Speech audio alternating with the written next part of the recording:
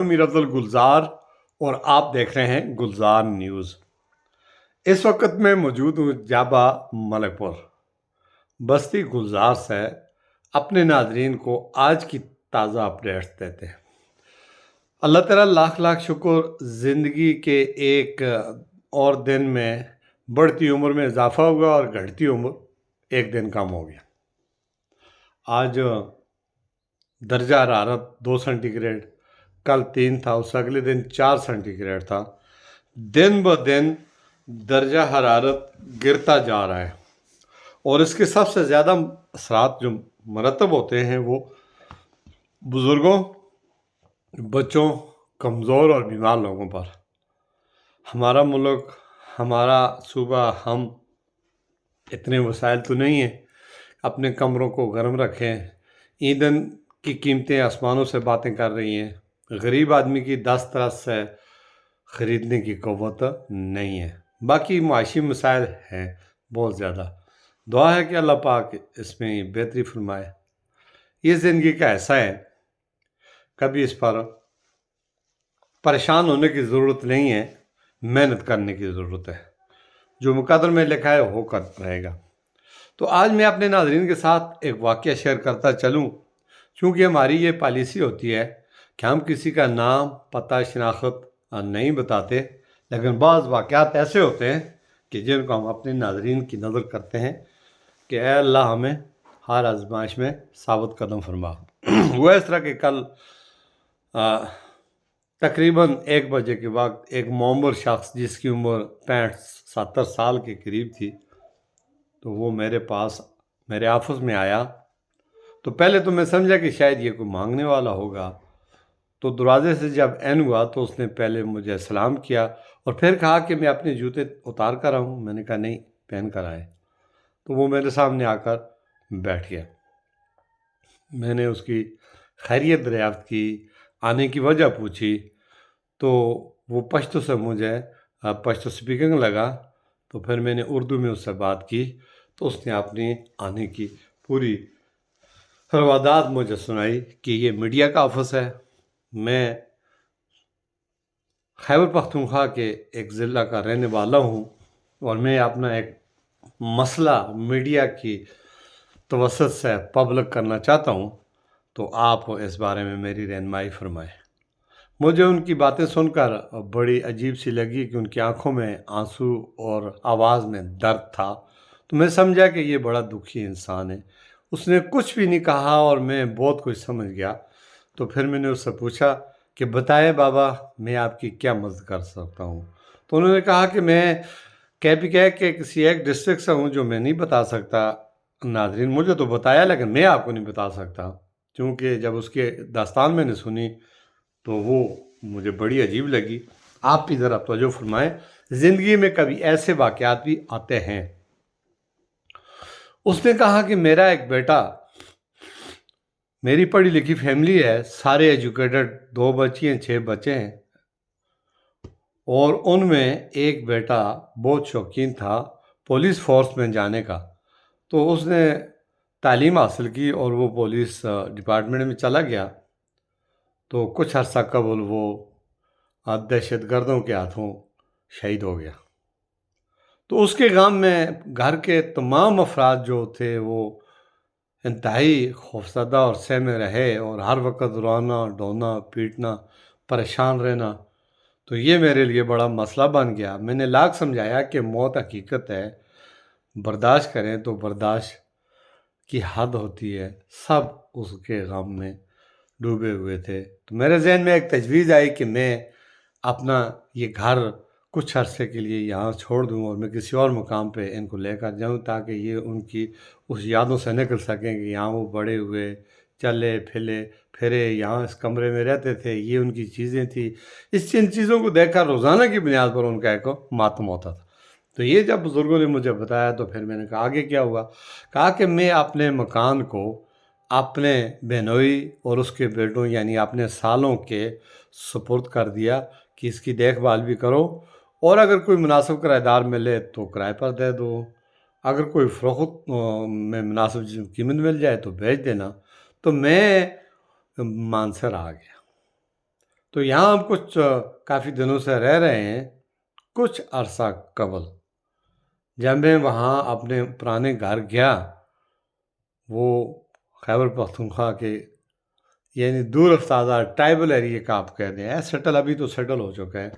وہاں میں گیا تو میں نے دیکھا کہ میرے گھر پر میرے ہی سالوں نے، میرے ہی سسر فوت ہو چکا ہے، اس کے خاندان میں میرے سالے جو میرے گھر والی کے بھائی لگتے ہیں، انہوں نے قبضہ کر لیا۔ اب وہ ماننے کے لیے تیار ہو گئے۔ 1 کنال 20 مرلے زمین تھی۔ تو میں نے کہا کہ دیکھیں یہ ظلم ہے، زیادتی ہے، اس طرح نہ کریں۔ انہوں نے کہا جی بھاگ جائیں بابا ادھر سے۔ انہوں نے ایک ذیلی انتقال بھی بنا دیا۔ تو پھر میں عدالت سے رجوع کیا، میں نے ان کے تمام ڈاکومنٹس جو تھے وہ سارے جو ہے وہ چیک کیے، اور پھر میں اصل ڈاکومنٹس میں نے اپنے ساتھ اٹیچ کیا، وکیل پکڑا، اور پھر میں عدالت چلا گیا۔ اور عدالت میں میرا مقدمہ گزشتہ 1 سال سے زیادہ کے عرصے میں زیر سماعت ہے۔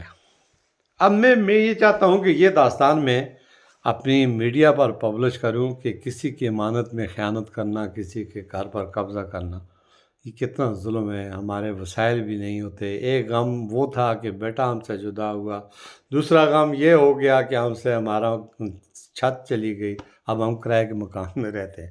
یہ ہے معاشرے کی داستان۔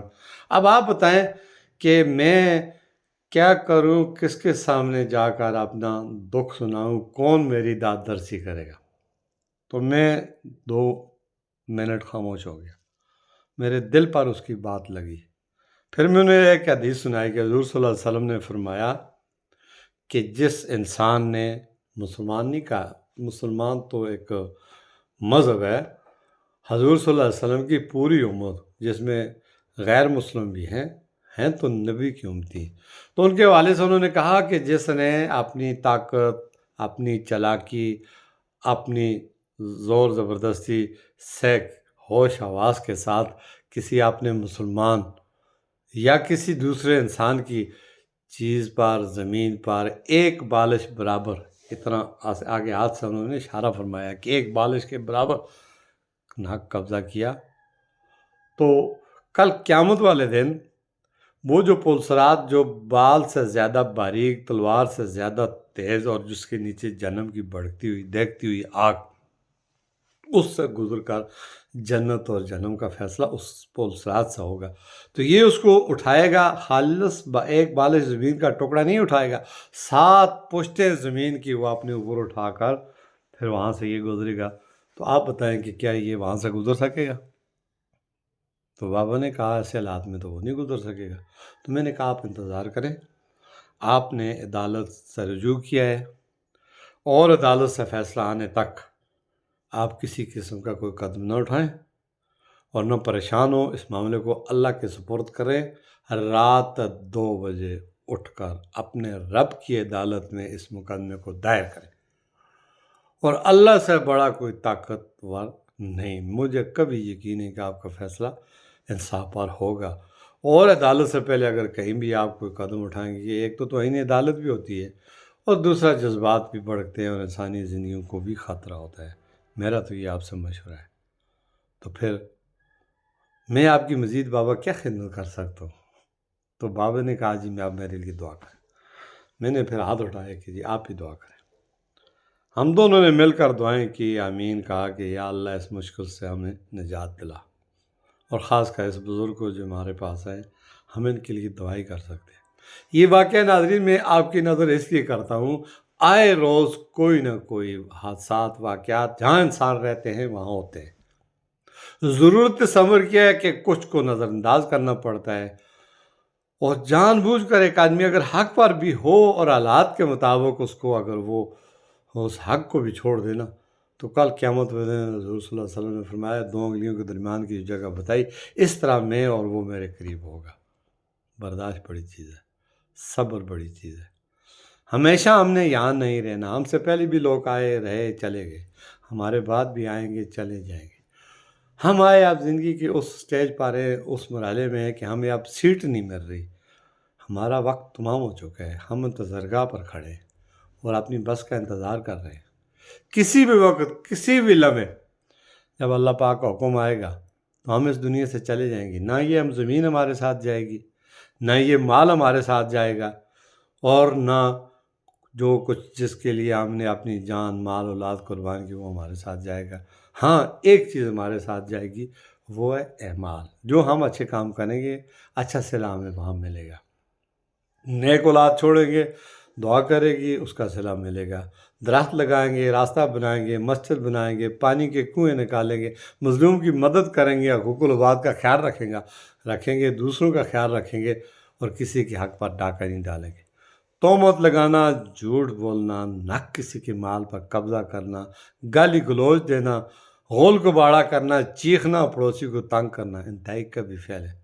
میری دعا ہے کہ اللہ پاک مجھے، آپ کو، ہم سب کو، جتنے بھی دنیا کے اوپر انسان ہیں، اچھے طریقے سے، اچھے اخلاص سے وقت گزارنے کی توفیق عطا فرمائے، اور جب ہم اس دنیا سے جائیں تو ہماری زبان پر کلمہ ہو، لا الہ الا اللہ محمد رسول اللہ۔